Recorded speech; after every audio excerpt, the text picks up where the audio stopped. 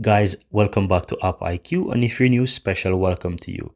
And in this video, I'm going to show you how to enable www.art.com on your Samsung keyboard. So if I swipe up and go to my search there, you can see I just have the period at the lower bottom of my keypad there. Now I'm going to click on settings, guys. And from here, click on General Management, then click on the Samsung keyboard settings. Now, if you scroll down, you will find Layout. You want to tap on that. And from here, you have a bunch of interesting options. Let me just minimize the keyboard there. So if you scroll down, you will see the option under the email address input that says .com. Now, if I click Show Keyboard, you can see I don't have the .com. But if I toggle it on, look at that. On my keyboard, it now shows .com.